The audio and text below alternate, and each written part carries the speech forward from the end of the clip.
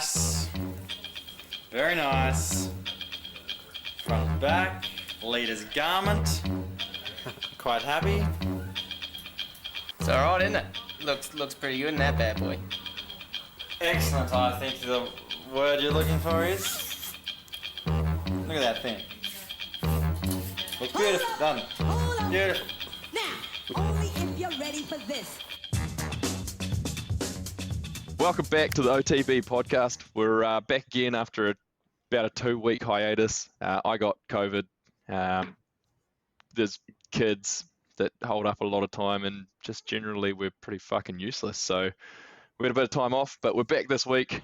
We're going to throw a new idea out there. It's actually something that we've been tossing up for a while. It all started about 4 or 5 years ago, and Red Dog and I went to the Three Peaks in Juro and Dunedin, and over the course of the weekend we watched Earth 1 through to 5 in the downtime, probably when we should have been practicing, but pretty much just sat there, broke it down, watched all of those, and we thought when we were doing this, maybe we should do the same thing. We'll watch a movie, we'll break it down, we'll take something off YouTube so you can jump on and watch it as well. If you haven't seen the movie we're doing today, then I don't know, you're probably shouldn't be listening to this podcast anymore. Clearly, what we're going to call the Rewatchables. Clearly, the first movie that we had to do was Earth 1. I mean, if you know Earth 1, you know that our intro is already stolen from Earth 1. Nathan Rennie trying on his leader's garment. So yeah, we're going to take this video. We're going to jump in, watch it, break it down, talk about whatever we see, and see how it goes. Obviously, regular host on board here, James Rennie. Red Dog, what's up? G'day, Kerry. Really excited to be here. It's essentially what I'd be doing on a Friday night anyway. So Exactly. Two birds, one we're just stone. talking about it. Let's get into it. Absolutely. And then joining us, we've got a very special guest tonight. Good friend of ours, Chris Vanderkolk. Chris, welcome to the OTB podcast. Yeah, g'day guys. It's a pleasure to join. I'd probably consider myself a long-time fan of this fairly mediocre media enterprise. Very. I'd probably call you an insider. Yeah, I mean, look, I'd call myself an overgrown grom, to be honest. And sitting down and watching Earth with you guys is certainly how I'd like to spend my days. So,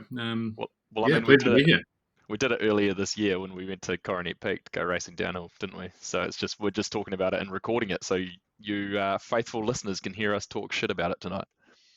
Absolutely. I actually tried explaining to someone today what I was doing tonight, and realised pretty quickly there's a very, very niche category of entertainment that we're embarking on. But yeah, great to be here, and thanks for the opportunity. Well, I mean, you were a pretty natural one for it, because I mean we're all pretty similar age really, and we all were pretty well groms when Earth 1 came out. Would have been the summer of 2003, 2004 for us, and we were in that very influential era. There was no YouTube, no watching anything really that substantial. There was no Instagram, nothing like that. So your content came from DVDs. So I think especially this movie was a huge one for me, and I still love watching it to this day. Yeah, I think the source of content in those days was pretty limited. I did a quick Wayback Machine journey to look at the covers of the 4 dirt mags that came out in 2003, and it paints a pretty clear picture of actually what was going on in mountain biking at the time. I'll just run through them quickly. Where are we? By the way, if anyone's interested, you can find every dirt mag cover on the internet on the Dirt website. The Wayback Machine is a deadly time killer. It's amazing how much of a rabbit hole you can go down in there. Actually, I think I've found a way that we could resurrect Dirt Mag and finance it to bring it back to what it once was. Just using the Wayback Machine? Use the Wayback Machine, but if they sold every cover ever produced as an NFT right now, they'd make millions. Millions. Oh, yeah, I'd pay for that. That's a great idea. So, issue 36, that's 2002, which, by the way, is Steve Pete on a chrome orange. Actually, you need to get me screenshots of these so I can put them on the Instagram because this is great Instagram content for it. I've got JPEGs for you, Kerry. Brilliant. So opening issue of 2003, Jan, February. I think it's Cunny. I'm not 100% sure, but I guarantee at least one listener will remember this cover. He's doing sort of a whip over a tree. I think at the time he would have been riding a giant, and he's wearing a camo jacket with spy stickers all over his helmet and his I remember it. and everything. And it is a sick cover. That's the second dirt mag I had. And not to bore everyone, but the next one was a dirt jumping picture. I don't know who it is, but he's doing like one of those BMX kind of style, pull the bike up below you sort of dirt jump pictures. Also remember that. It kind of almost looks like it's in a bit of a field, like it's a pretty wide open, flat area from memory. Maybe. Sort of dark background. No, it might be a different one. Classic fat tongues, no helmet situation.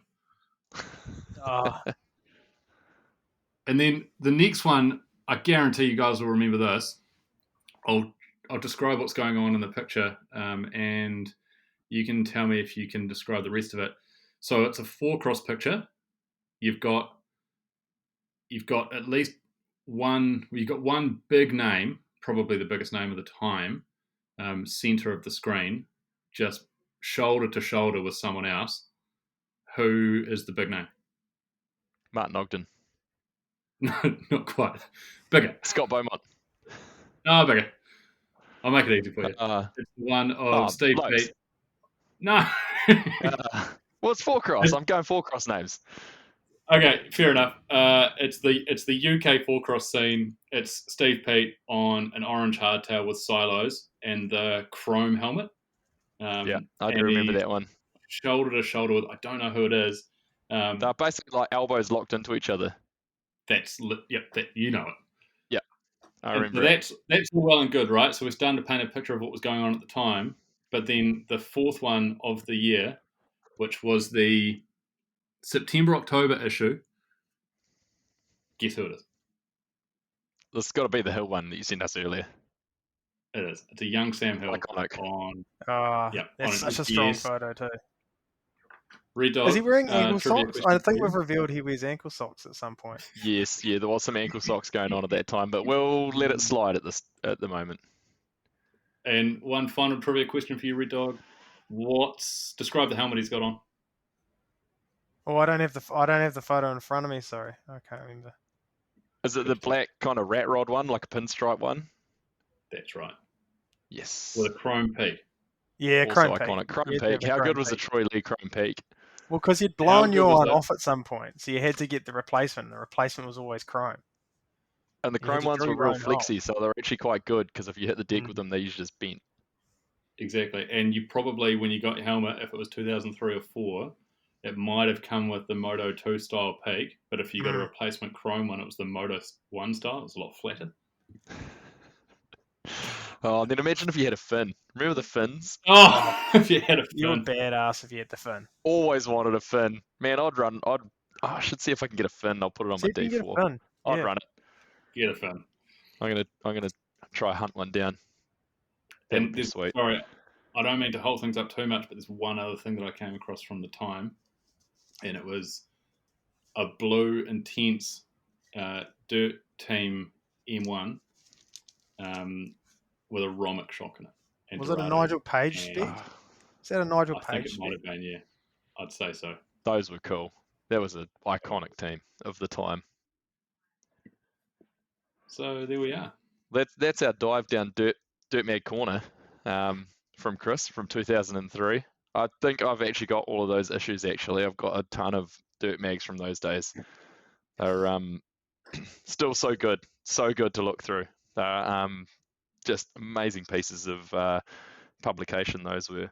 But diving back into Earth, do you guys, or did you own this video or DVD? No, I didn't. What? But I tell you how I saw it, and it was through Chris Vanderkolk. He worked at, was it Pack and Pedal at that point? Yes, and you that's right. used to pilfer the shop copy and take it home, So, and that's how we used to yep, watch it. that's so. I was racking my brain on this because I know that in those days I got most of my content through another friend of ours, Malcolm Cleland, a name from days gone by. Now punished High level himself triathlete, I hear. Absolutely. Iron Man, in fact, just Right. non-stop punishment. Has he got the tattoo But, yet? it's close. I mean, he's got it on his heart, right? Like It's coming. he's got the scars and the brittle bones to pay for it. But he was in the early days of ripping shit off the internet, so I think we got a few things off the net in those days. But yes, Back and Pedal was a good source of DVDs. I think we had All the Earths come out of there, and definitely some New World Disorders as well. What a time! Oh, see, I reckon this was the first ever DVD I had from memory. I know the first ever mountain bike video I had, a guy in Nelson, he gave me a dubbed copy that he had dubbed Sprung 3, which again was Alex Rankin. So Sprung 3 was played over and over again, and then following that on the same VHS was Down. Do you remember Down? Oh Vaguely. yeah, was that like a It was a Thor real Wixom or whatever? movie? Yeah, it was a real free ridey, like early days of free ride had Bender, like Double Down was the Crispy, Chris sequel. Bowman. Hmm. And yeah, so those just got an absolute hiding before finally got earthed on DVD. What a time that was. That thing also got a hiding. So good. Then do you remember the first time you watched it?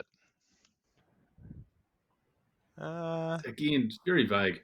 I remember Yeah. I just remember being at Chris's house and then one time at my house, but I think we were just watching it over and over. I do remember Cabin Chris because he was working at the shop with you. He did a very very good Nathan Rennie impression, the nice, very nice, and that's how I kind of remember it now. Kevin's a listener. He'll be happy to get a mention. Oh, that's so good. This is bringing a lot of memories back because Gavin had a lot of stories from World Cups where XCs and downhills were at the same places, and the XC boys used to party with the downhill boys. Kevin But- was a bit of a closet downhiller, really. He Oh, yeah. he fit in well with the downhill crew. Yeah. Yeah. And so this came out in 2003 season is what it covers. Where were you guys, and what bikes were you riding at that time? Red Dog.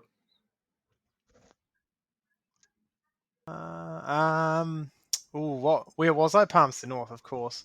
I would have been sixth form.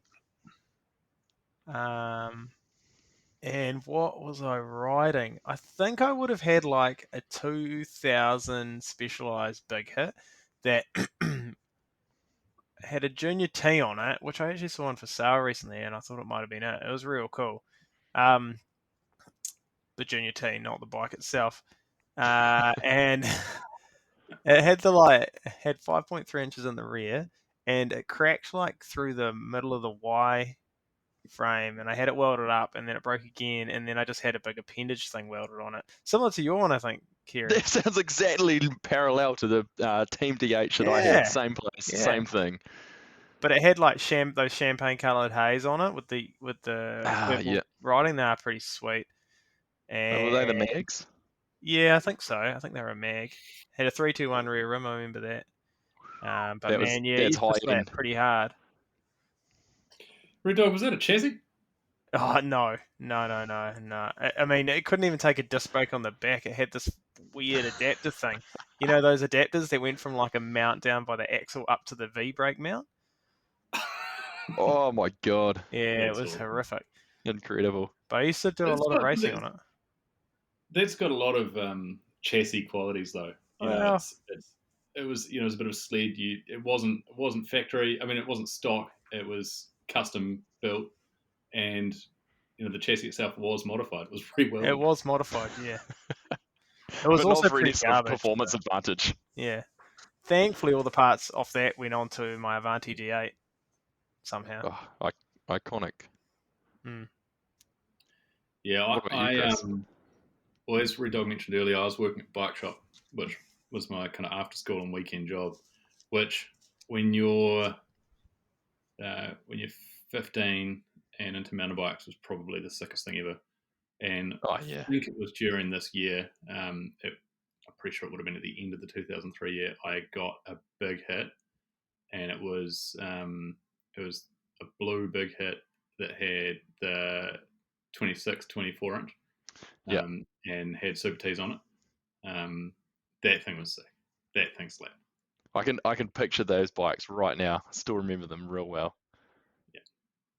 For a short period, I actually had one of the Pooh Brown of that same era of one of those. It was like Did a you? reddy colour. Yeah. Mm. Yeah. I had one of those for a little bit that same year, because after the Team DH had kind of run its course and had cracked a few times, and yeah, actually we got one of those before then going on to GT in 2004. So was that just like the training bike before you got the factory ride? Yeah, pretty much. It was just, deep down in the trenches before the the beautiful GT DHI came along. When you injured, Did like you you ride didn't it even at the ride skate it. park? I think I did one national round and then I broke my collarbone. No, I broke my collarbone and then I think I was practicing before the first national round I was gonna do, and then I broke my collarbone through the same place again. I broke it on my birthday at the BMX track, and then 1 month to the day later we're riding Kaka Hill. So this is going back to 04, same track, Kaka Hill. Came around the corner, had crashed. I hit his bike, flipped over the bars, and broke my collarbone straight through the same place, and missed all of the season. Oh, that's bad. Yeah, good start that year. Well, Sorry. go on. I was going to ask. At the time, you probably had 2 bikes in the shed. They would have been a downhill bike, and what else? I think I would have had a Kiwi Stealth. You had a dirt. That was it. I think everyone had a Kiwi Stealth as their second bike just about in those days. Or a De Bomb. Because they sold. Well, I them did so have a cheap. De Bomb for a while as well. Remember that camo one? The De Bomb hardtail with a curved seat tube in it. It looked a bit like the Giant Acid. Yuck. Yeah, That I thing had was one of those as horrific. well. Hey, I'll tell you a story swear. about that. I was trying to put a 200mm rotor on it, and it didn't really fit. So I got the die grinder out, and I was die grinding the chainstay, so that there was a bit more space for the rotor. Well, lo and behold, aluminium frames aren't all that thick, and actually managed to put a hole in the chainstay with the die grinder to get the rotor to fit. Awesome. Sold that frame. Someone bought it. Knew there was a hole in it. Of course they did. That's just what happened. Yeah. Those days, you could sell anything. But yeah, fun facts. Anyway, let's dive on into Earth and let's see how this goes, if this works for us.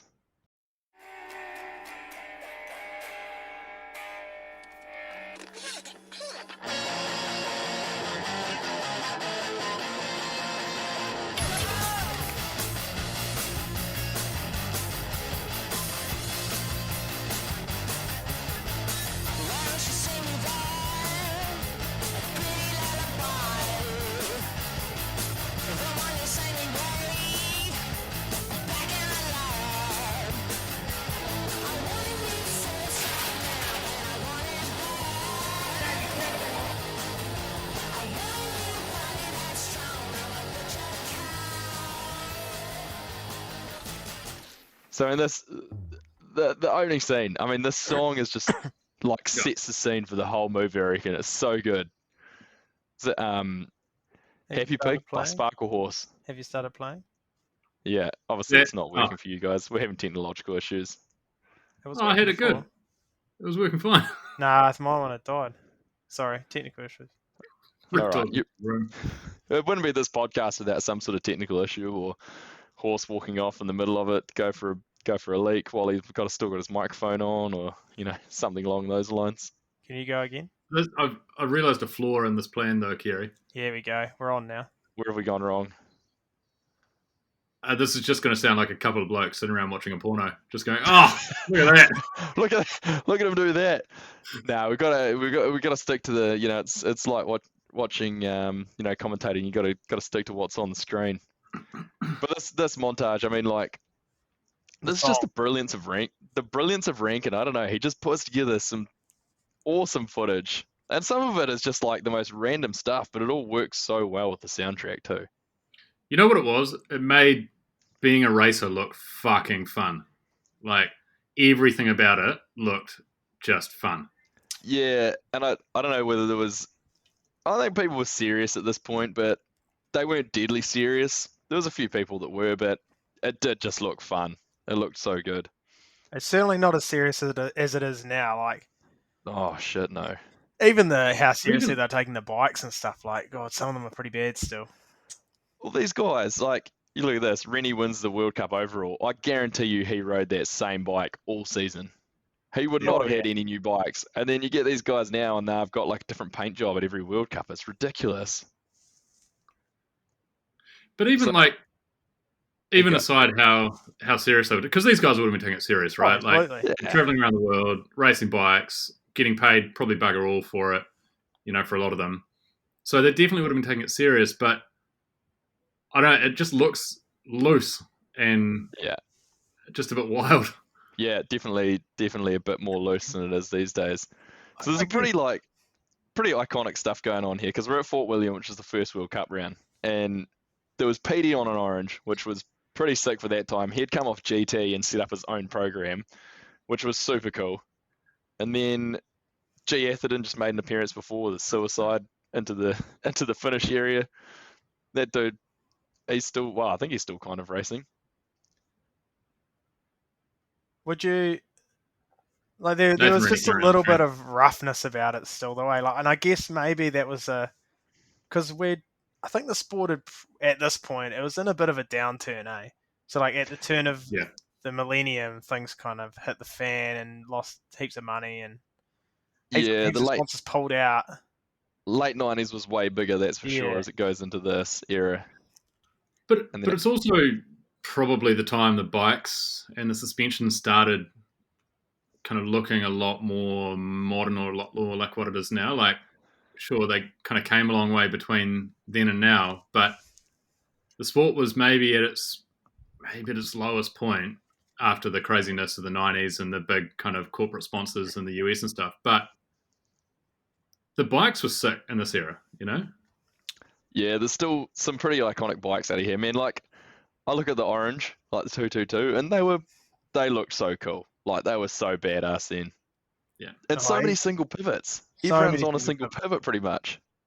Or an FSR. Yeah, those were the two. Like, there's Cedric on screen on a single pivot Cannondale. Peter's on a single pivot orange. Like, these dudes are winning World Cups. Everyone else Cedric's just winning the World Cup. Rebranded in Intense. Yeah. Cedric's at the bar about to get kicked out.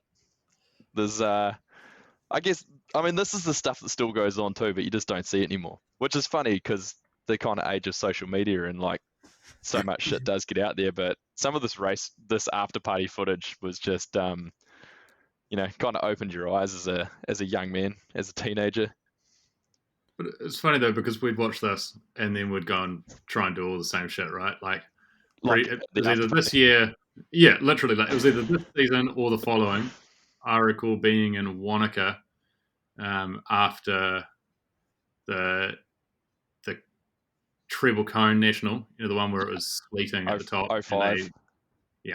And the after party was so sick. Yeah, that was a different time back then. Also, Four-Cross existed. Oh, I know, and I was just looking at this, and I'm like, there's one of the Athertons. Petey was in there. Cedric's in there. Menard is racing it. Menard wins this Four-Cross. Does he? It's just like, yeah, it was so cool, because all the downhill guys would race it, but then it just kind of grew more and more specialized from here, and more of the downhill guys just stepped away. Like, there's Rennie. But also Four-Cross. Sorry, Red Dog. They had rad bikes as well. Like, your Four-Cross bike was almost just your scaled down version of your downhill bike. It was so cool. Yeah, some of the custom ones were pretty epic back then. Like, remember the not the Haro, the Honda Four-Cross bike? That thing was so cool. So cool. And it was basically just a mini downhill bike with a derailleur on it, though. Pretty much. Why do you think four-cross from like this? You like looking at this footage for the viewers at home who aren't actually watching what we're watching. This is the Fort Bill four-cross, and Fort Bill obviously has always had a reputation for its crowds. This is a four-cross race with crowds lining the entire track. Like, it would have been gnarly to race that and to watch it. So what went wrong? I don't know. It's funny, like, how's that Menard is in the lead and just pulls a big whip and points to the crowd. Like, couldn't get much cooler than that. Yeah. But yeah, I don't know. It's interesting because it died a slow death, and then I forget that it's even around, and then I see something saying like four-cross, There's a world world champs, and I'm like, it's still a race. What the fuck? Like, I think it came down like BMX guys came in and it just became so critical to get a good gate, and these guys could gate way better than mountain bikers, and all the mountain bikers were like, nah, like I don't need to do this, so they everyone pulled out. Yeah, this is an iconic section here. Yeah, young Dan and G Atherton on here. This is fucking awesome. Like, G's still a junior at this point. They're on Muddy Fox, but how about Animal? Animal was so cool in those days. Like, UK brand Animal watches. I was sponsored by them in New Zealand for a bit because it was just the coolest. I just thought it was the coolest brand, especially from these guys as well. And they're just slapping. Did you get any watches? Yeah. Kieran, as an Animal athlete, would you say that you were living without boundaries? No, I don't think that was an Animal slogan. Okay, that came along later, did it? Yeah. No, I don't think that was Animal. I think Animal was Time to Ride. Was it? I think it was. Yeah. Time to Ride. And there's how Dan Atherton with his Dainese bib hanging out the back of his shorts, like not actually the bib not actually done up over the shoulders. That was a pretty strong move in those times to run that. No one pulled that off as good as Rankin. No, I was about to say that was a real Rankin style right there. Also, the kit, they've got those Fox shorts that had the massive plastic logo or rubber logo down the side. Oh yeah, I had a pair of those on the side. Yeah, they had these big rubber logos down the side, and then big rubber logos on the back. Oh, Donnie. Here's the Don. I mean, the Don is like probably one of my favorite riders from this era. Just, I don't know, there was something about his style, that blue and orange Exonic kit. It just that Exonic kit actually looked real gross in person, or on anyone other than the Don. Yeah, it was a Rion Bow ran that, didn't he? I think he might have. Also, Chrome Peak. Yeah, he did. He rode an Exonic bike as well. I forgot about that. He did. Photos there. As this series progresses, great New Zealander. That Exonic does God's work. Like, it has a long tenure under the Don. Yeah, he runs it for a while. I think everyone does. Runs their bikes. We're running their bikes for 2 years, 3 years. Yeah, that's just what you did back then. What was the Muddy Fox? So that, because at one point those guys were running a rebranded Intense, is that right? After this, they were on Intense at one point. I can't even, that might be like the next season, like 04 season, I think they're on Intense. Muddy Fox was like a UK brand. They did hardtails and trials. Might have even been born out of trials, I reckon. Yeah, it's like a UK budget brand or sort of thing, wasn't it? One of those UK brands like Saracen and that sort of thing that was similar to a Saracen around at the time. So we're at Mont Saint Anne, round 3. So they miss Ledo Alps, which was round 2 this year, which is the only World Cup Nathan Rennie ever won, which is quite astounding. It's the only one they don't go to in this movie, eh? Yeah. It's quite... Also, in the opening of these shots, you see glimpses of JK's Turner. And that's just with mention because fuck JK is the man. Yeah. Right, is he ever? So this track's weird for St. Anne, right? Like, it's not at the top of the hill. Yeah. Do you know what the winning time was? It was like 151, I think, something like that. 141. Was it 141? It's super short. So short. I did some Roots of Rain analysis. Thanks, Roots of Rain. Should probably donate. He's gone deep. that is actually the shortest World Cup ever, or on record on Roots and Rain. Oh, I'd believe it. It's By a that's margin, too. shorter than like a UK national round, and those hills are minuscule. Which And is this is a weird. hill that they normally Australians have like a massive. 5 minute plus track on. How long do you think the longest ever was? Oh, there's probably some. I mean, how far back have you gone in the results? Oh, I don't know. Into the 90s? There's got to be something in the 8 minute range. I think, well, I don't have it in front of me now. I think it was 7 minutes 15. That's a And big old. I think Yeah. it was Capron sometime in the 90s. And the winner was Rob Warner, which is, knowing his affinity for fitness, is quite astounding. That is impressive. This there's a lot of shots of this jump at the end of this track, and it just seems to be built so terribly because there was some humongous crashes on it. And you said it took out Dave Like Waddell, right right? now. Right now. Yeah, that was the jump that ended Johnny Waddell's career. Johnny Waddell. Put him in a coma. Ivan Oligo, what's his name? Oligo Moreno. He was underrated. He was fast. Won a World Cup. He did. Hill 7th. So I watched this. Sam Hill gets 7th here. And I always have to remind myself that he was a junior. Oh, yeah. He's not even in pro, and that was 7th. You know, there was no junior class back then. But when I was watching this the other day and I took a few notes, he got 5th at Fort William at the first round as a junior. Like, Definitely. the writing was on the wall. He was, The writing's on the wall. Jesus on a downhill bike. Can Clearly. we just wait here? Very nice. Well, this is the intro to the podcast. Nathan Rennie's trying on his leader's garment. This is one of the this is cinematic brilliance right here, with Rennie putting and on it's the great. jersey and then he just goes straight to bombing down a piste. Because Also, they're also in like a condo that looks like it maybe has 2 bedrooms for like 8 people as well. and there's Dude's a couple building of a wheels wheel. being built in the background. Yeah. Like, can you imagine what sort of an education Sam Hill was getting in that team? Oh, yeah. And he's super quiet too, so he would have just been sitting back with eyes wide open, like, what is going on here? Oh, it But looks then like he's going gone out to the on swing of the things weekend- by the end. Yeah, see Hill at this stage in Hill's career, he liked a Jack Daniels.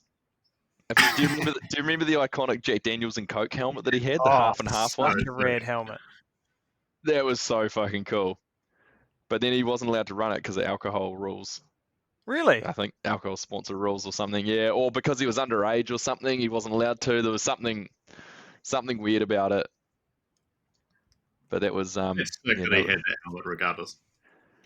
Also, if you want some great Sam Hill content on YouTube, we could probably do a Rewatchables just purely on the teaser for the entree, and what was a party that Hill would always have at his house after the season called Samapalooza. Oh, wow. There is some brilliant footage on YouTube of Samapalooza. I'm pretty sure they did actually make that movie, Kerry. I looked into it. I think it did Ah. come out. Yeah. We might have to find it. Because That would have I found been, the soundtrack. that was Robbie McNaughton, wasn't it? I think. Was it? Yeah, Oh, might have to find that. It looks like a heck of a Oh. time. For the would be a viewers hell of at a time. home, we've just seen Fabian Burrell go out the front door over the big jump at the bottom. Separated his shoulder. Oh, horrible. There's definitely Petey here telling you how it's good to beat those skin suit wearing. I won't repeat the next word because I'd get cancelled for it. This is a different time right Yeah, here. it wasn't really alright then, and it's definitely not now. I mean, Nah. Some more iconic after party footage going on here too. I mean, Monson and Red Dog, they put on a good after party there, didn't they? yeah. Well, the Rasmus was going to play, if I recall correctly, and they never They turned never up. showed. They never showed. Me and Cam Cole spent all night looking for them and telling everyone that the Rasmus was coming, and we never found them. But yeah, What about I've had Nathan some Rennie's sunnies here, and the sideburns? How are we The feeling? sideburns are great. They're pretty awesome. And here we're back at. So this is classic Alex Rankin format, right? You go from your downhill to your four cross. Yeah, it's just following on the timeline of how the racing was going. Absolutely. Everyone would go So- to four cross afterwards.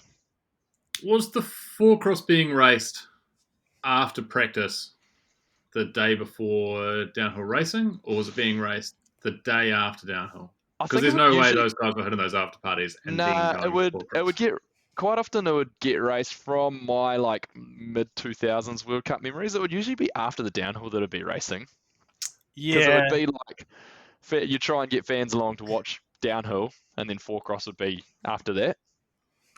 So it was like it was the nighttime entertainment sort of thing. But then it And- started to get more and more split, eh? So like Yeah, it'd be the night And it obviously got- before, and they'd get hardly any spectators and stuff. yeah. I mean, you look at this, and there is a lot of people there watching it. Yeah. Mont Saint Anne was always good for fans, though. There was a lot of Quebec skins that would turn up for that race to watch Yeah, there was. It was pretty cool. It's a good venue. and party. It's awesome. I'd love to go back there. That was actually one of the last World Cups me and Red Dog ever went to. We went over in It was. 2012. Went to Mont Saint Anne. Yeah. We didn't go there last year, right? Not us personally, but the World Cup didn't go there, right? No, it was the first time in like years, like a lot of years that it hadn't been there. And that Which we was also didn't quite go to bizarre. Fort William either, which is Yeah, crazy. two of the most iconic venues. The last 2 years That's what of I see. anything are pretty much a write-off, though. So Yeah. Pretty much. It's been some asterisks on results. They were into the Iron Horse team in Bromont. This is an iconic section. Communication Breakdown by Led Zeppelin. Teenage me just loved this song being in here. Big Led Zeppelin fan in those days. And also, what by better this song? point in the year, it's starting to look, and you can almost see it in the footage, that these guys have got 2 kits each, 1 bike each, and they're just running it all for the whole season. Yeah, well, I'm pretty sure dudes like, Brent Atkinson's on there at the moment. I'm pretty sure at this stage he was just paying his way, getting a bike and some accommodation and that sort of thing supplied. Like he was on nothing because I think Rennie was on nothing. He was on, I think, This 10 was- grand? 10 grand or something Did he like say, that? wasn't it like 3 grand? Yeah, maybe even It was more. something. There's a real insanely good low. podcast that he does where he talks about it, and it's like alarming how little he was being paid for it. He didn't Yeah, make he any. But then it also tells you a lot about where the sport was at, right? Yeah, he wins the World Cup overall, but he just had no idea, like at that stage. Hills, Also, the title Hills sponsor running of the team. Sorry, Hills Gary. running that helmet we talked about earlier too, the pinstripe D2 with the chrome peak. with the chrome visor. A story that I don't think has ever been told properly is, who the fuck is Mad Cats? So They made like- like game controllers, like PlayStation. They'd make like Yeah. steering wheels and stuff for PlayStation and that sort of thing. Like it's got to be one of those ones where Sean Heimdall, who Really? started the Yeah. team, like knew someone there or something. but they, a bit of research, they were a big company in the day as well. Like they were 2003's equivalent of like a tech company. Yeah. And they would have had a shitload of money. Like, how does that happen? Well, they were still sponsoring this team at the point of like Scarlett Hagen being on the team, which was, so this is 03 and they were still around, was that 06? So they were around in the like, monster days, or were they? Yeah. gone I after think that? they did. I think they dialed reckon back they a bit. did. Like they weren't the title sponsor, but I'm pretty sure they were still there. Like they were around for a while, which is quite impressive actually for a company like that. Mm. There's been So- a lot of them that have come and gone. There's a classic shot on the screen at the moment, just a travel shot. They're on the road, and I reckon that's part of what makes this look so fun, because that's what you do. You go to a race, you travel to the next one, you'd set up camp and go and ride bikes. And now we're in the Pit World Cups or Pit World Champs. King of the This is King of the Pits. This is so good. This was the sort of thing that you'd go to a national round and you'd try and emulate. You'd go like fuck around in the car park and do cutties and try and bunny hop onto picnic tables, and just because this is what we saw at the time. So you were just trying to do all the same stuff. And also, how incredibly skilled is Nathan Rennie on a Oh, he's hardtail? amazing. Oh, He's amazing. all of these guys, it's gnarly. It's It's insane. Like when he starts doing these bunny hops to like nose manual to manual, like over these picnic tables, it's incredible. Is this King of the Pits? Is it only Australians? And at Yeah, the moment, it it's is. only It's all, Australia. Have they just got nothing else to do? no, it is. It's actually Probably just not. all the Australians: Kavarik, Rennie, Atkinson, Hill. Hill. Like everyone else is at downhill practice, and these guys just fucking around on hardtails. With no But it helmets would have on been and exactly bickies. like how we were traveling around nationals. You get to the venue, you got a day or so to kill, no money to spend, but you've got some hardtails. Yeah, and no one sat around looking at Instagram and bullshit like that at this time. Like, what No. else are you gonna do? You'd go find something to do. You go ride your bike and make your own fun. It was brilliant. Absolutely. When we We're were on. in Yes, and Vermont, we went. It was in the time before Instagram, and we had like pretty much a week to kill. So we went and played golf where they'd bring you booze on the course. It was great. That is awesome. Salty was there. It was amazing. So this is Vermont Norma when Normas was still pretty big. So we've got JK was on there before. He's got the number 1 on his jersey because he won the series in 02. It was yeah, pretty iconic JK. We get some ranking coming up when he was on an orange.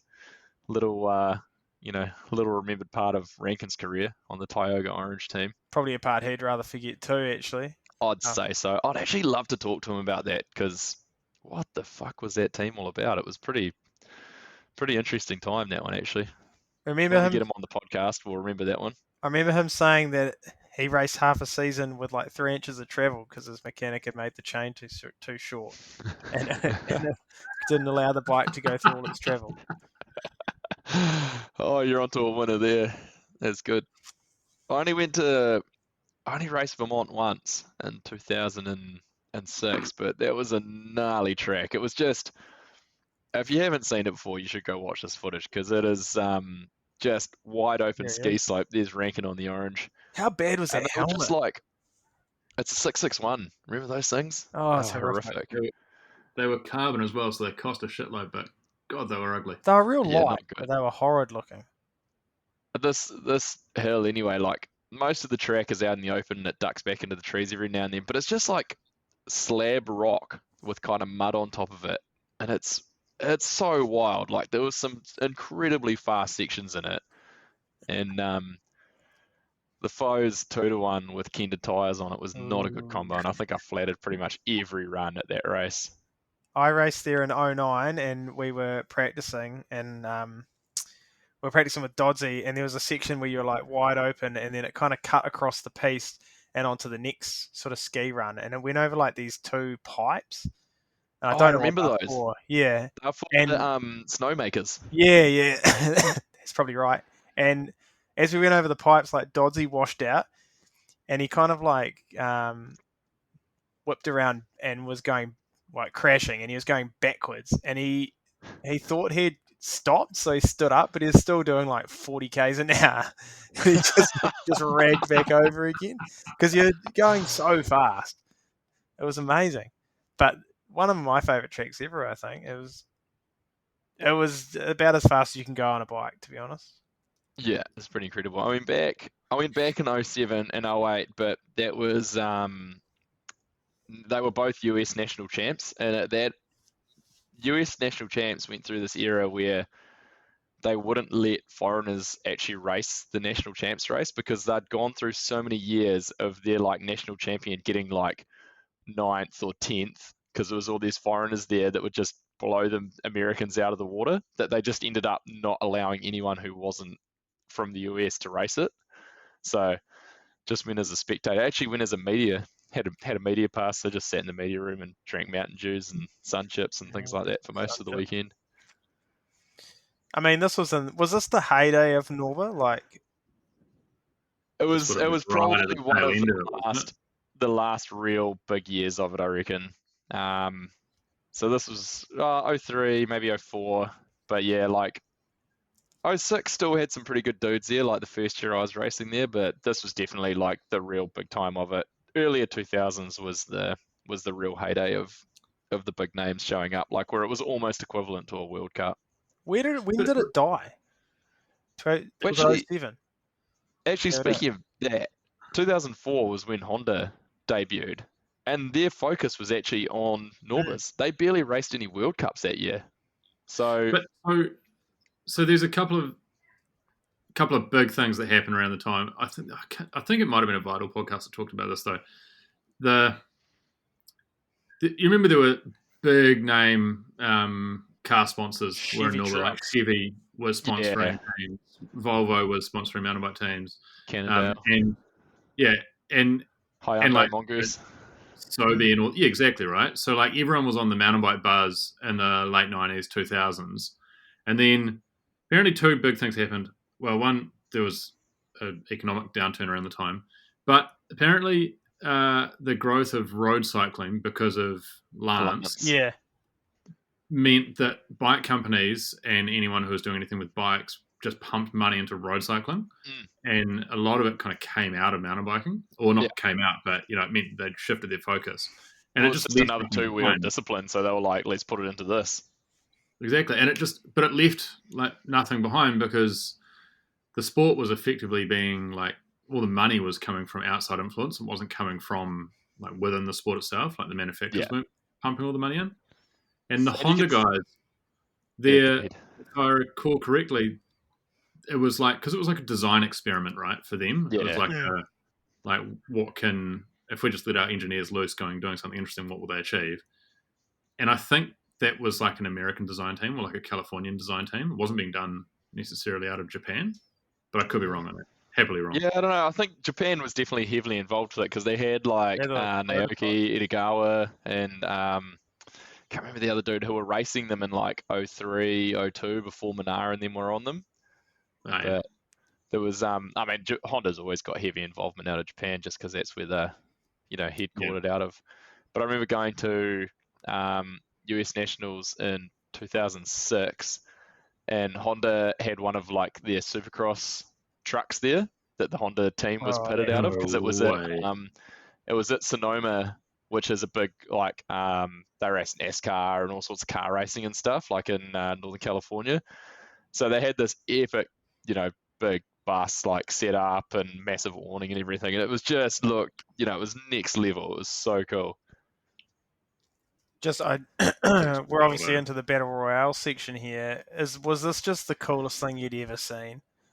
How bad did you want a pit bike at this time? So bad. And would you say the XR Champs of Otago was similar to the Battle Royal? I mean, it looks pretty similar. I would say it's probably not far off, although people weren't smoking cigars, they would have been vaping at that one. So this pretty much encompassed everything that Dirt Magazine was about, though. Like, it was riding mountain bikes, it was riding downhill, it was riding pit bikes in the UK, it was dirt jumping. Like it was everything like that, and this was just like the cherry on top for sort of that culture. It was massive at the time. Yeah, it's actually like you look back at it now, and that magazine was so influential, and this just followed on from it. Like this was just the cherry on top. These videos.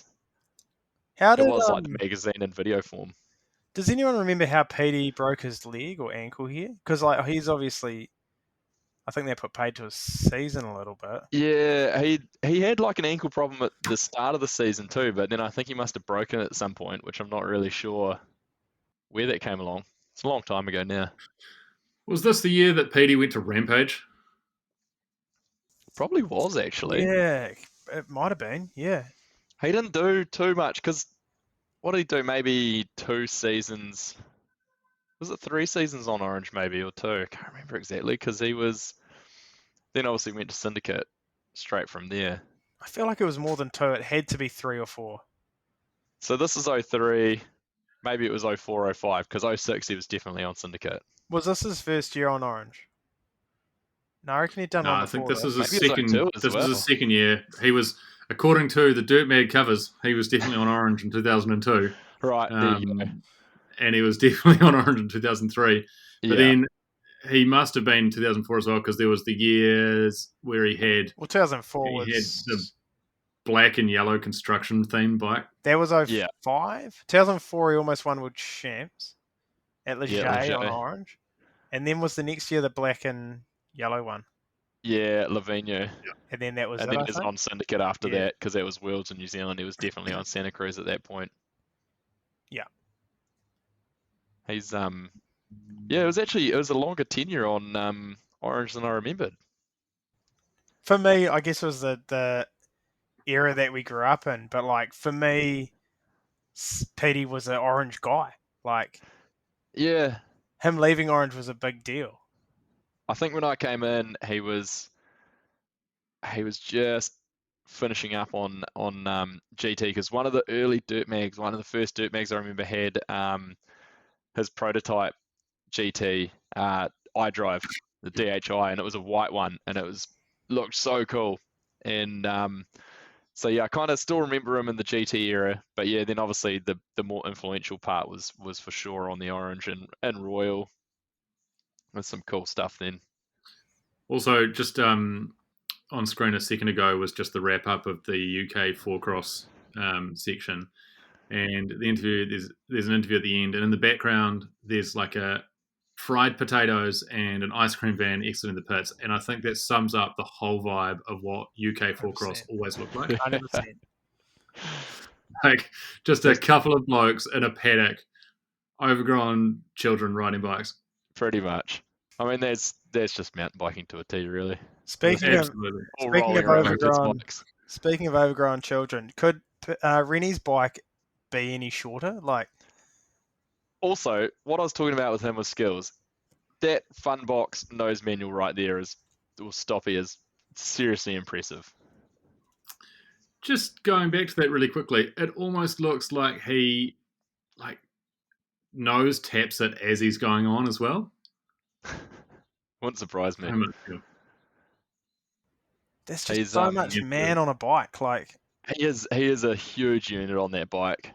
and it's not working either. Like, The fork is very soft. Yeah, and the rear is not giving him a lot. Traction's at a it's just- premium. Yeah. But Won a he World is Cup just, overall though. but you just look at his skill and like the way he manhandles it, and you can see why he was so good. I remember in that I think podcast he did recently, he said that they were having to drill that frame out to make it slicker. Yeah, wouldn't surprise me. And that they'd have was to a have a couple of lot cracks at bikes it. at that time. I And think they he probably said only like had two frames as well. they took turns and like one of theirs would be too slack and then the next one would be too steep and like. And you know, all they were doing was just getting a drill and just holding it on the side of the swing arm and just trying to drill through as square as they possibly could. Probably give it a little bit of a twist around just to give you a little bit of extra room. Also, this was another thing that made Whistler look like the sickest place to go and ride a bike. Yeah, and this is like pretty early days because this goes on to what then was called Joyride, which was actually what turns into Crankworks. So this is like this is pretty early days, like 2003 at Whistler. It's pretty cool. Kerry, did you ever race BMX? Nah, it's like one of the things that I've never really raced. I think like I'd mess around at it like when I was probably in my teens, like going and doing gates and a little bit of racing, but I had intention of it at one point. I've still got a race BMX hanging up in the garage, but it's never been raced. I've got one on my roof that has never been ridden, at least by me, that horse hadn't. From under his house in your roof. Yeah.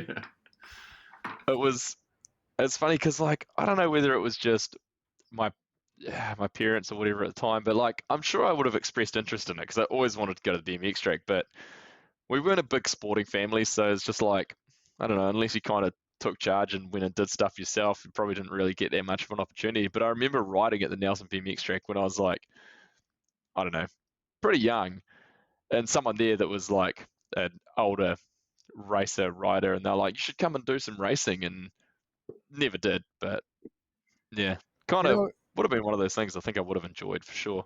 What they don't tell you about BMX racing is that it's actually really hard. Like, oh yeah, it's real physical. You're pretty much sprinting for like 40 seconds, and so by the end of the lap, you're blown. And I remember going to the BMX track, and it was always real fun, linking up rhythms and all that sort of stuff. And then you'd do a full lap, and you'd be absolutely cooked. And I think that maybe like killed the appeal for me, and like compared to downhill, where you'd be cooked, but like gravity was doing a lot, especially back in the day. I think the gate start always put me off. I never spent enough time trying to do gate starts. Yeah. The few four cross races I did, I always got just left behind out of the gate. It was never good. Well, we actually have a four cross specialist on the line. I heard there was a medal, wasn't there? First alternate. First alternate. And the home track in Wellington. That was a good track too. That was a fun track. There was some footage that was out, I saw recently, and I think it was was it Mavis on Brook or something? And it was like the most savage clean out you'd ever seen. I can't in one of those corners on that four cross track during the race. It was great. I remember that. Yeah, they just pull out each other.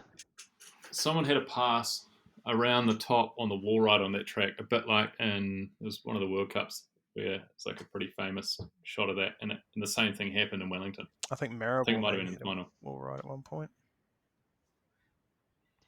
Maribor did have a pretty big wall ride in it, and then the World's track as well. Because four cross was fun, like lining up against your mates in practice, and then like same thing, linking up corners, linking up jumps and stuff, and then actually racing against people was fucking fun.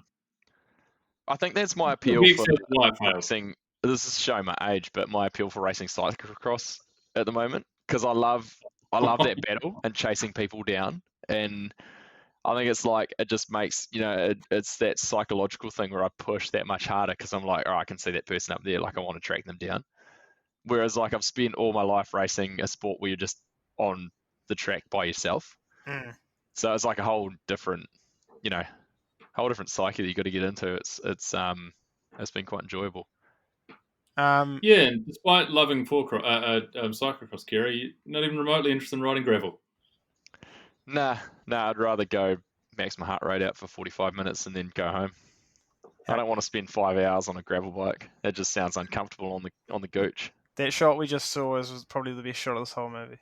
One of the best. That is this track. This is at Grouse Mountain in Vancouver World Cup, and this section just made me always want to go to this race. So that it wasn't around too long. Nah, it was only a couple of years. It must have been an admin nightmare to get all the kit up, get up the cable car and stuff. How's the song on here? Handsome Boy Modelling School, Holy Calamity. It's such a good song. Well, I've got a lot of music that I listen to on Spotify these days that came from Earth. Oh, I listen to the Earth soundtrack all the time, like weekly. Still, the more you listen to it, it's the weirdest eclectic mix, but so good. And there's some real weird stuff in there too that actually I got into, and it's all thanks to Alex Rankin. No, because he didn't do the music. No, it was Tim March. Tim March, that was it. I'd love to know the process of whether he was just like editing to the music or how it went. It must have been a collaborative effort. There was a bike on screen a second ago, a Scott Voltage. Pretty sure it was not good looking, but yeah, they were Voltage. Or was it an Octane? Scott's been part of the downhill. Octane, sorry. Scott's been around in downhill for so long, and they've had some random bikes in the time. Yeah, they got a big history. I had a huge crush on Sabrina Johnny when I was back in these days too. That's great. I crashed her iron horse into a chain fence in Christchurch, riding trails. Oh, that's right. Yeah, she used to come and stay for the summer, and when she was riding for Maxis. And did you borrow her XC bike or something? Yeah, the Mark III or something. Yeah, that was a cool bike. Cool bike. Cool.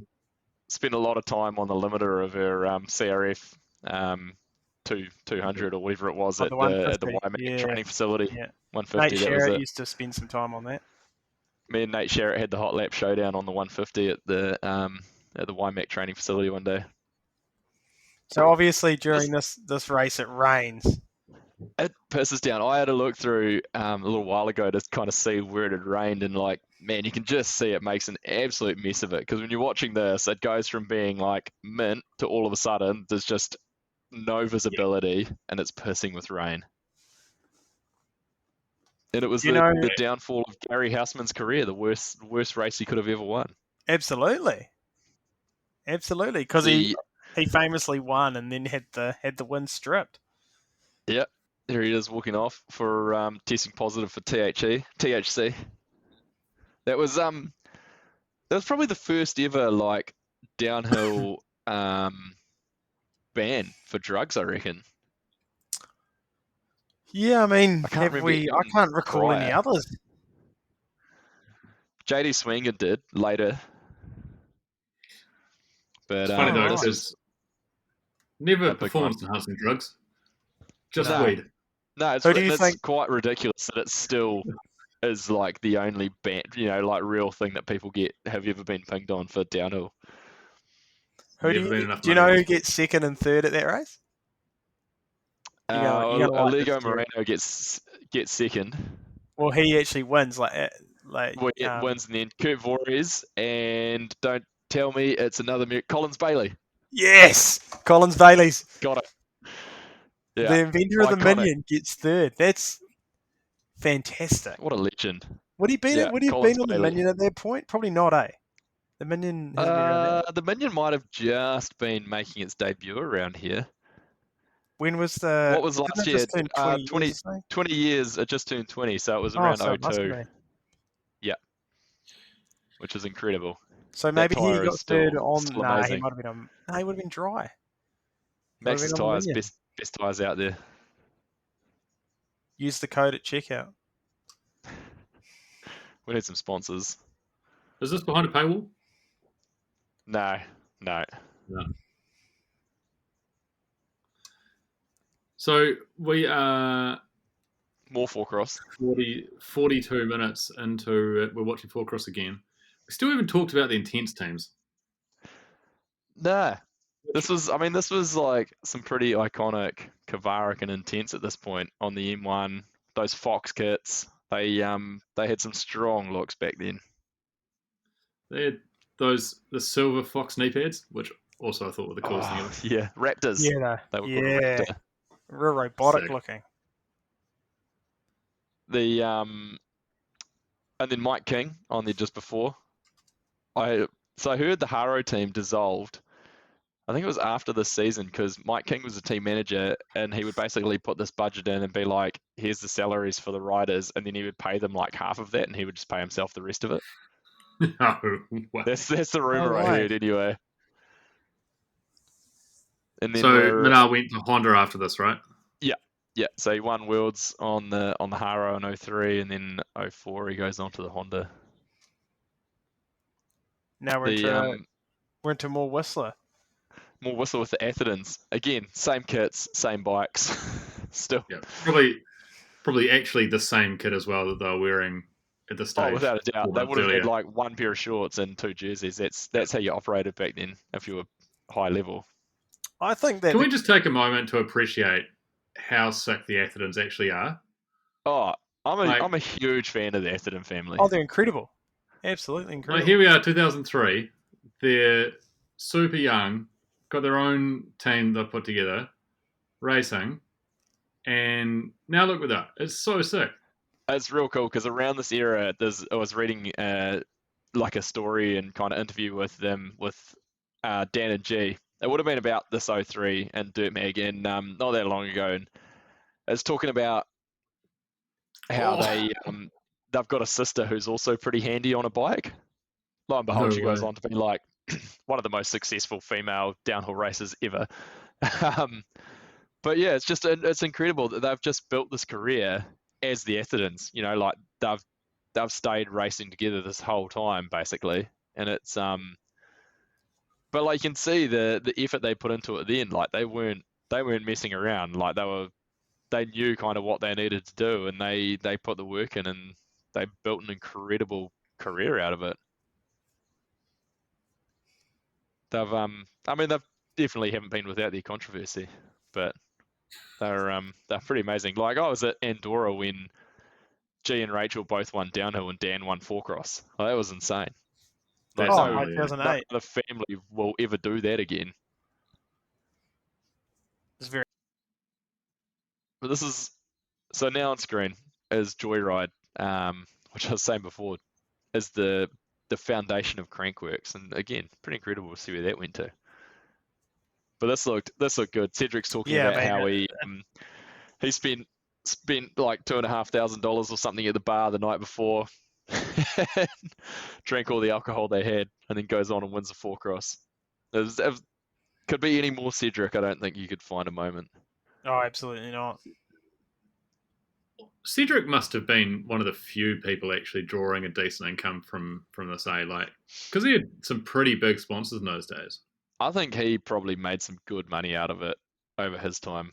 Like those Cannondale days, there had to be some pretty deep pockets at that point.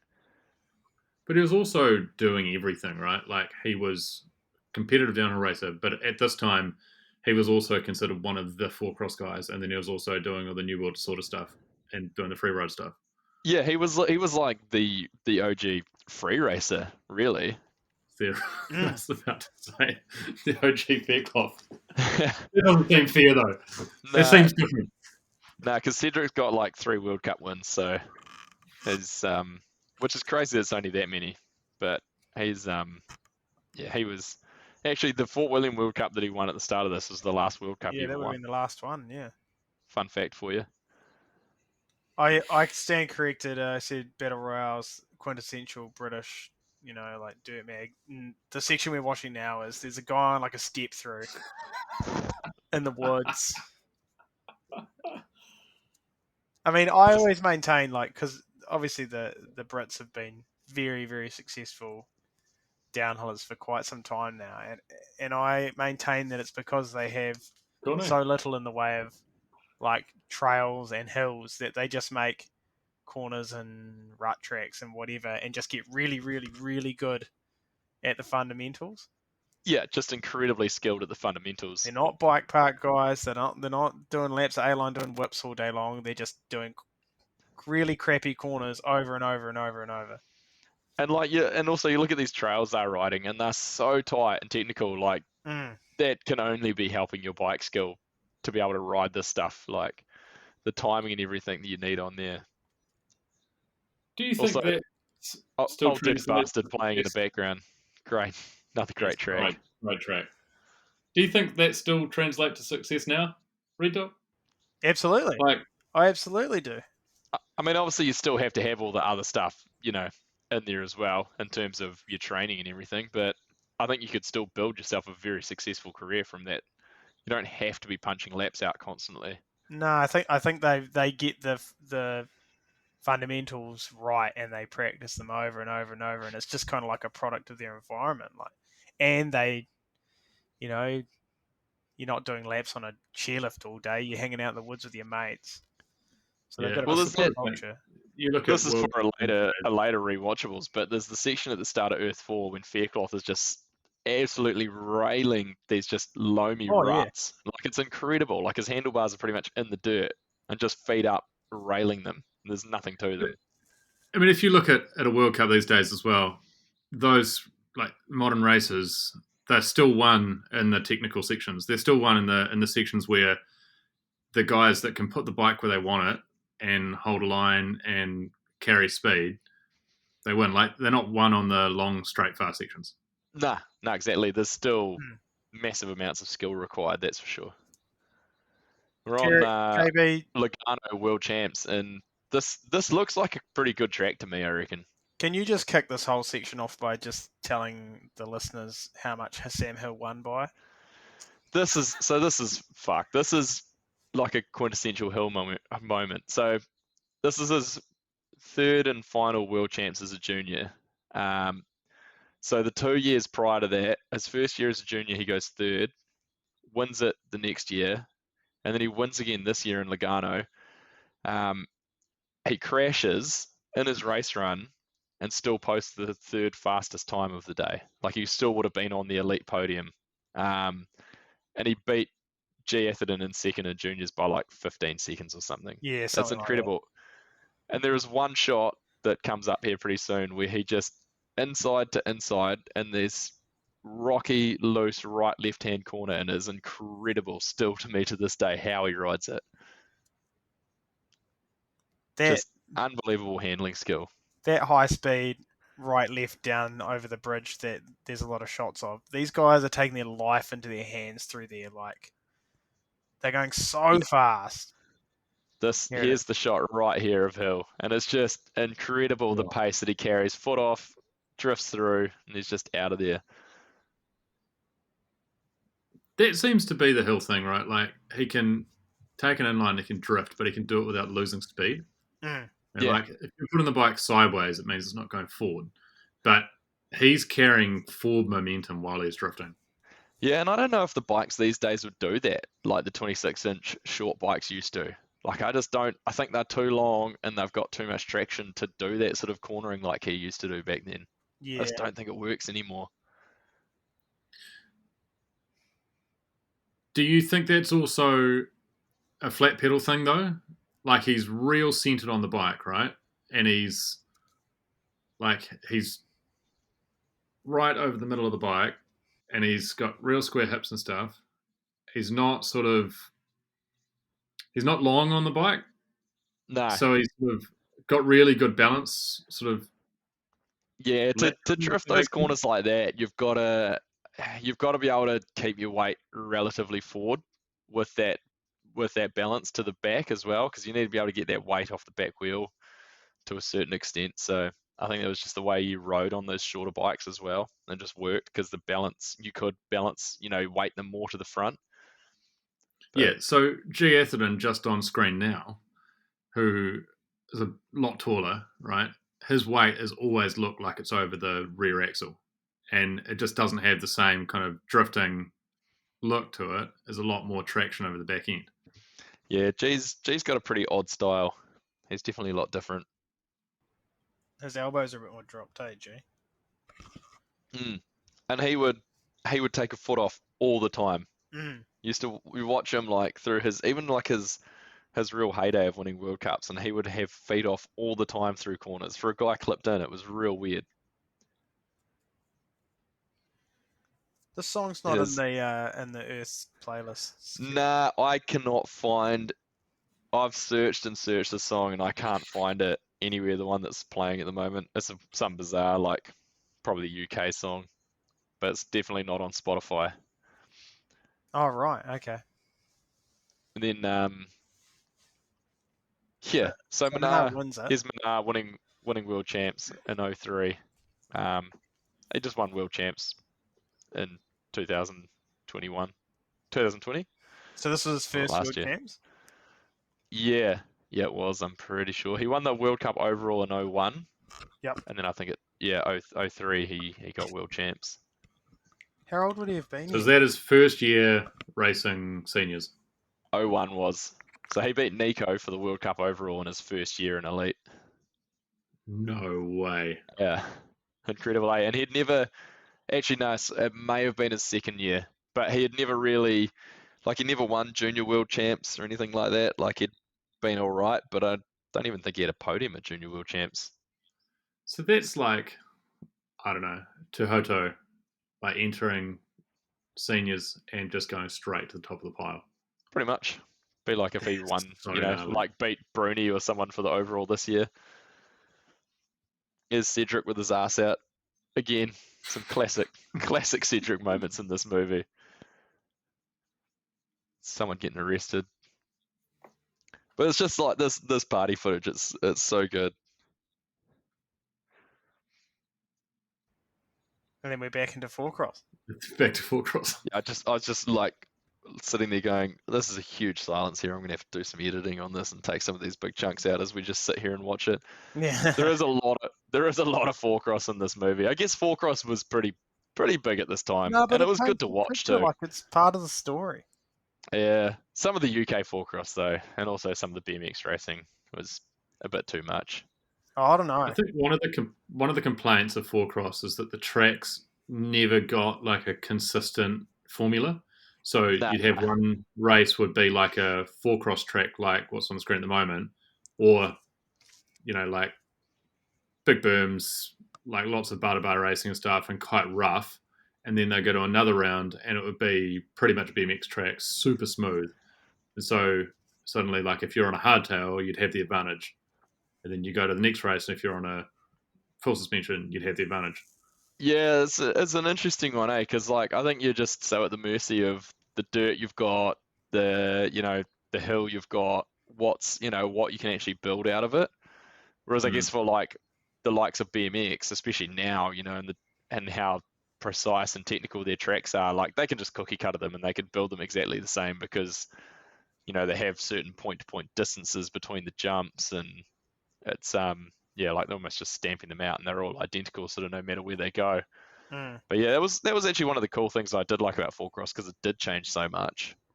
But a 4-cross track could never, like, it was always going to be difficult for a 4-cross track to be a permanent feature in like a town or something because it takes up so much space and it needs a big long empty hill, whereas a BMX track can be squashed into the size of like half a rugby field, for example. Yeah, for sure. I mean, you look at it like all the 4-cross tracks. Not that there was a huge amount of them, but the ones that did exist around New Zealand, they didn't last.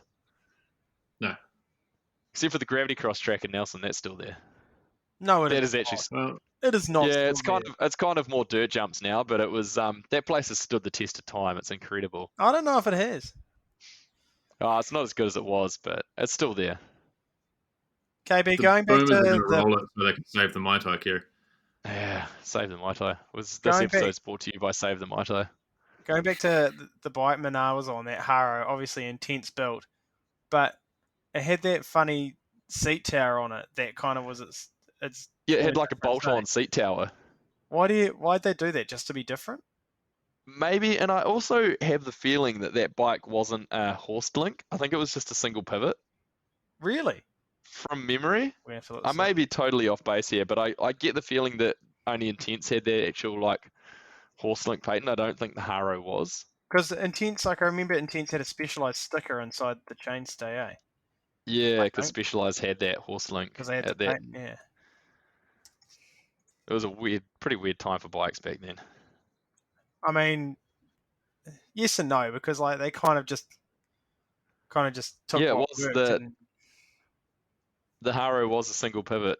I'm actually just there's a guy in Christchurch called Ivan Woods who has an incredible collection of downhill bikes and stuff from that era. So I quickly jumped on his Instagram to have a look because I know he's got one of the frames, and yeah, it was actually no. Now that I look at it closer, I'm totally wrong. It is still a horse link.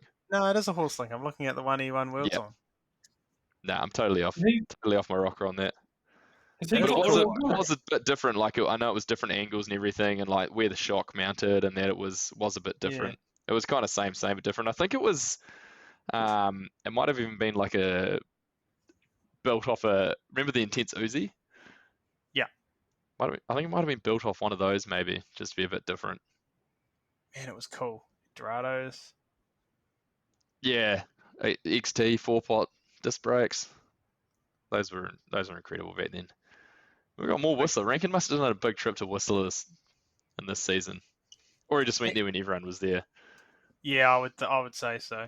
YouTube obviously steals the rights to this, so you can't hear the soundtrack. Do you remember what the song is? Nah, neither do I. Nah. Drives me nuts every time. But right now we've got Kyle Strait, Andrew Neethling, Greg Minnaar, and Matty Lehikoinen riding the Whistler dirt jumps, doing no-foot cans, Supermans. They've got all sorts going on. Yeah, even the Whistler dirt jumps, they are very, very different now. Was Kyle Strait racing World Cups at this point? Yeah, I reckon he was still a little bit. I think he's on Haro by this point. He's on Haro at this point, but he's on Specialized the following year because he rides the demo at Rampage when he wins it, and he's wearing the teddy bear outfit. Yeah, actually, because speaking of that, he would have still been racing as a junior at this point because he podiumed at Lugano as a junior. Oh right, yeah, you're right. And then he raced his final year as a pro the next season. Final year as a junior, sorry. Yeah. At Leger. This is another quintessential Alex Rankin Section A with like. Alex Dick, wasn't he part of the dirt team, like the dirt mag team? Yeah, I think when he Vanessa was. Quinn was on there. Yeah. He was the BMX guy. Yeah. I mean, But this is basically just him kind of riding through trails. I got a lot of time for the song actually. It always gets stuck in my head. It is it is quite a good track, this one actually. No clips racing as well. No clips BMX racing. There was Martin Oggy, riding for Giant at that time. He was pretty big time in the UK scene back then. I wonder if because you'd pick up a dirt magazine in the day, and it'd be full of downhill racing and a lot of mountain bike stuff, but it'd always have a bit of the like BMX scene or the dudes riding trails, dirt jumps, etc. Yeah. Do you think like BMXs and stuff used to read it, or do you think it was just like mountain bikers trying to be a little bit cooler? Probably that. I reckon. I don't know. It was there's quite dirt mag. No, A lot of dirt mag logos around the side of the track just then. They obviously got into the BMX scene a bit more, especially in the no clips thing, I think. But the UK dirt jumping scene was quite unique to the UK as well. Like there were a lot of BMX brands that were doing like 24-inch and 26-inch dirt jump frames. That's like right. Curtis. Yeah, Curtis. Yeah, Curtis, yeah, they made the sickest frames. And like DMR, Trail Stars, and that sort of thing. So there was definitely like a crossover, right? And the UK sort of was like the mashup of all of those different things. I guess now it's like, well, they've always sort of specialised in, steel framed stuff. Yeah. Fabricating steel frames and things. Still do. Yeah. Yeah, they've still got a lot of niche stuff like that, don't they?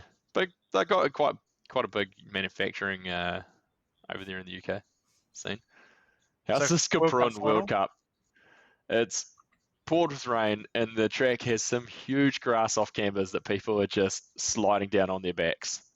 And then That's Steve awesome. Peake comes through and just deals out a clinic in riding off camber.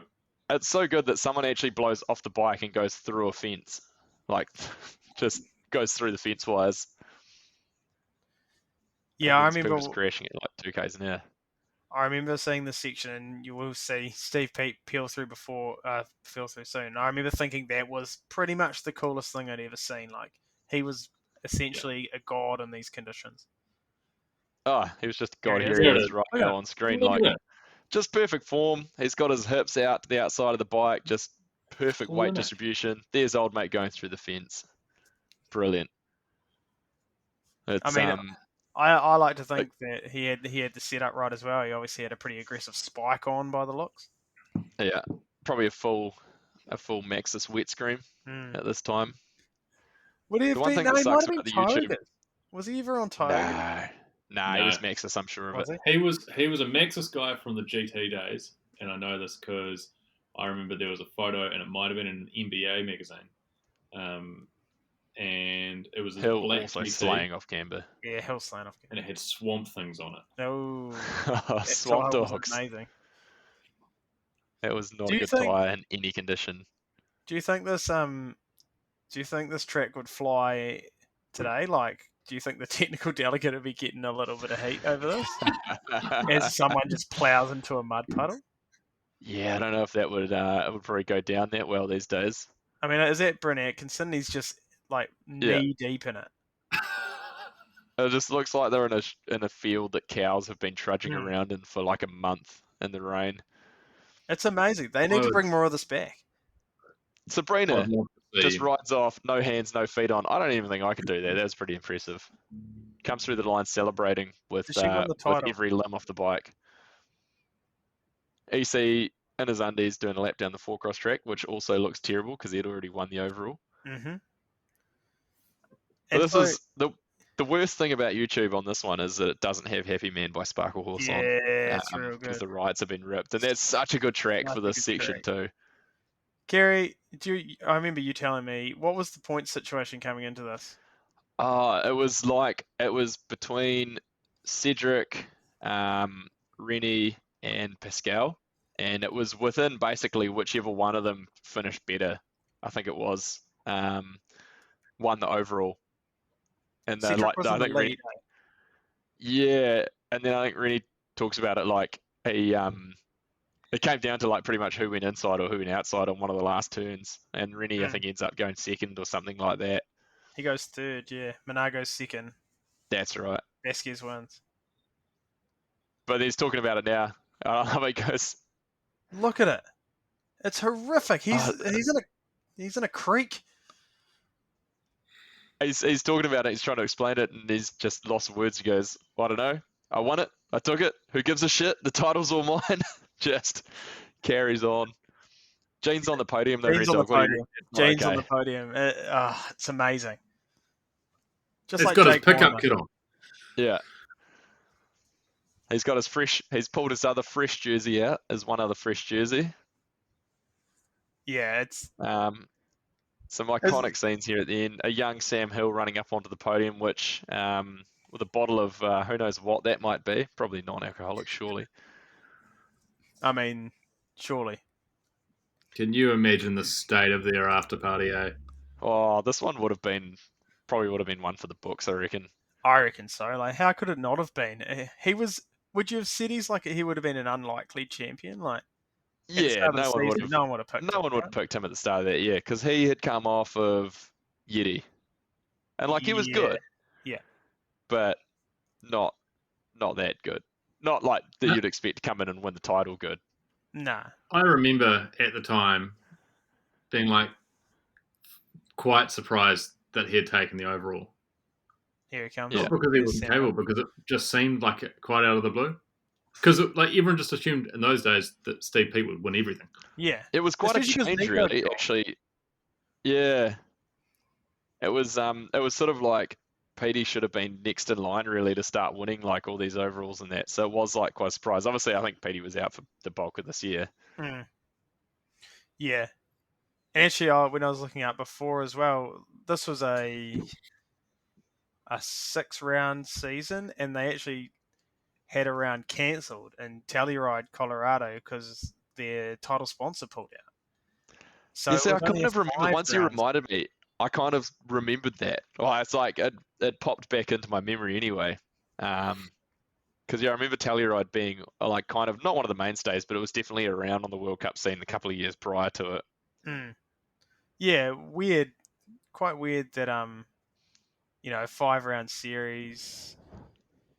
You started off in Fort William. It was like a 4-minute track, and then up to Where's was 3:16, and then after that there was 3 tracks that were like one was under 2 minutes, and the next 2 was sort of 2:06 and 2:35. So Man, that was short. it was a funny old year.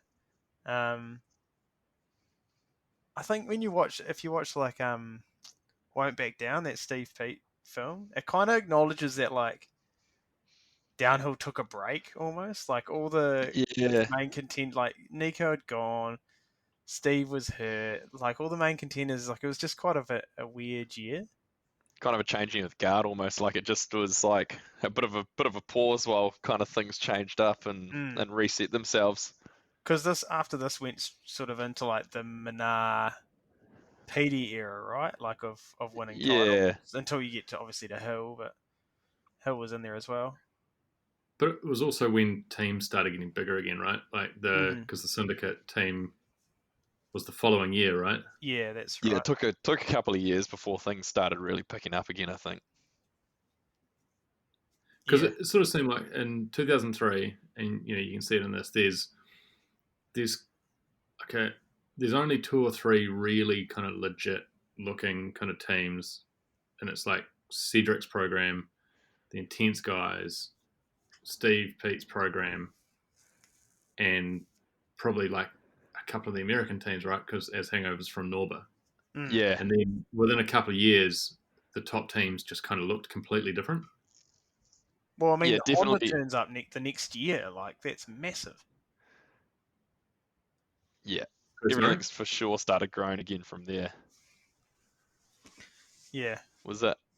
Still, great. A great movie to cement that year in your memories. Absolutely. Probably. Is it your favourite? Oh, that's what I was just about to say. I was going to say it's probably my favorite, but I don't know whether that's just because it was my first. It was the one that popped the cherry. He's first. But and probably because I watched it so much. But then all of them just have so much. They all have their own kind of flair to them, and they're all real good. Mm. Do you find that when you go to watch one, I find I'm always in a mood for a certain one? So like sometimes I'm in a mood for Earth 2, sometimes I'm in a mood for Earth 4. Yeah, and sometimes I just want to watch the intro of Rob Warner, Blow Air Mountain Biking. Blow Air Mountain Biking. Yeah. And so then I just end up watching Earth 3, or like it's yeah, they're all so brilliant. That's one of the other big differences you see shift from this one on is there's a lot more Europe footage that starts to come in. I think it grew a lot after the season. Yeah, but I think in terms of like the budget for this movie, I think it bumped up. Like it actually became more of a thing, and then could actually travel to them more in that as well. Fun fact though, speaking of Rob Warner and Blow Air Mountain Biking, Tarantula by Pendulum that's my go-to pre-race song. It's just then I've just got themes of Warner on the giant Faith with a huge fan on his back as I go out for a race run. That's so out of character for you. Nah, it's good.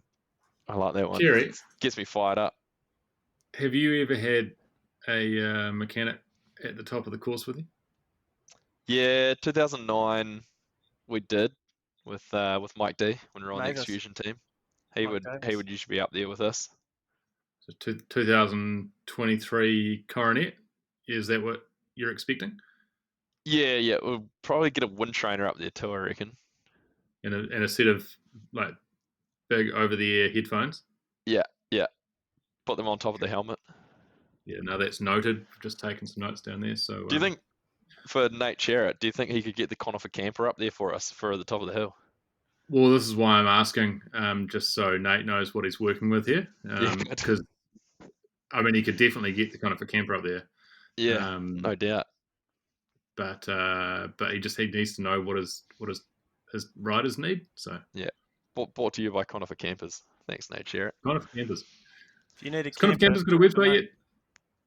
No, we'll bring them on as a sponsor one day. We'll get Nate to choose a movie, and he can be our title sponsor for that one. Well, yeah, that's great. We'll probably wrap it up. I think everyone's probably sick of just hearing us talk dribble now, but I quite enjoyed that. I don't know. What did you guys think? You can't not enjoy it in this film. Well, that's right. Hopefully, it'll be interesting to see what people think when they haven't actually been watching it and they've just been listening to us talk for an hour and a half. They could watch along, though. They could. If they really want to get deep, you go on YouTube and find it. There's a great channel. I think it's just simply MTB, and it's got a whole bunch of old movies on there. If anyone's listened this far and you've got a suggestion for a favourite or even a race, if you've got a race that we can actually watch a good bit of footage back that of on YouTube, pass it along. Hit us up on the OTB podcast Instagram, and we could do your movie. You reckon, Red Dog? That'd be good. Get some listener suggestions. Yeah, I'd be keen to do a race maybe, but we'll see what the listeners say. Clearly, we have to get through all of the Earths first. Absolutely. The circus is another iconic one from my youth, so that'll have to be in there somewhere. Yep. Intercontinental's got to be in there. Oh, is that on YouTube? I'm not sure it is. I'm sure we've watched it somewhere. It's somewhere. We'll find it. We'll get there when it's time. We will. No, that's great. Another week, some more content. We're going to have to punch something out next week, I think, Red Dog, because I'm going to Germany next week, and then I'm away till after the Fort William World Cup, so we'll try and get a preview out. Kerry, are you going to Fort William? Nah, we looked at it. Ross, my work colleague, and I, we as soon as we found out we were going to Germany, because last trip we went to the Lehrgang World Cup, So first thing I did when I saw the dates was onto the UCI website, and Fort William is actually the end of the week that we're there. But if anyone's ever been to Fort William, you'll know it's a bit of a nightmare to get to. It's not a simple one to turn up to. Whereas last year we just drove like 5 hours to Leogang and it was simple. But yeah, we could have. I mean, actually, the Amsterdam World Cup I think is the first weekend we're there. So the XC World Cup, that was even a possibility, but Oh, that would be good. wasn't quite going to work. So no World Cups this year, Shame. unfortunately. That's I'll right. go Indeed. race one day. Still want to go back and race one, but we'll see. Across country? No, no, no. Definitely a downhill. Hey, well, thanks for having me, boys. It's been probably terrible for your listeners, but I've really enjoyed it. Worse so- than me and Red Dog. Nah, certainly not. Well, if you've made it through this far, like, rate, and subscribe. Tell a friend. Help us grow the podcast. The more you give us, the more you subscribe and give us ratings and like it, the easier it is for people to find it and it shows up on their feeds. So that's why we want you to do it. Give us some, give us a 5-star rating. Obviously, don't be the fuckwit that gave us a 4-star rating. Who did that? Who but- do that? I don't know. You can't see, but I can just see that one person has. So, yeah, that's not on. But we'll keep doing it for the fans. Maybe it We're was doing the it. We're here for guy- the love. It was the guy who complained about the audio quality. Could have. So I better be on my A game when I edit this one. Yeah, By I've that been you keeping an eye on mean- the levels all the way through. Kerry, your levels are like way higher than ours. Yeah, I'll be having to turn my volume down. We'll work it out though. Hmm. I'm amateur. This is a completely amateur outfit. This is a fake it till you make it operation right here. Yeah, we well, might I've be done faking it a some, while. We I've won't done be some- making it. I've done some shit podcasts in my time, boys, but this one really digs the cake. Well, on that note, we'll sign off and we'll see you next week. What's up? I come from the land of down on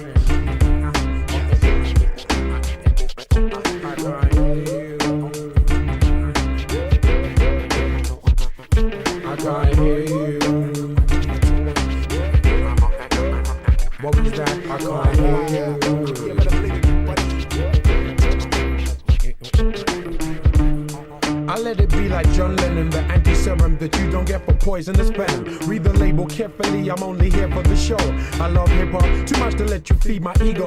In the key of F-U-C-K, Y-O-U. I mean, why do I owe you if you're not helping me through? I mean, why do I owe you if you're obstructing my view? Success is not my castle, just a house that's brand new. You see, I irrigate the culture, give it shape like a sculpture. Still complicated, drop like I'm supposed to. B-L-I-T-Z like my DJ. Rock to the rhythm like you rock to what he plays.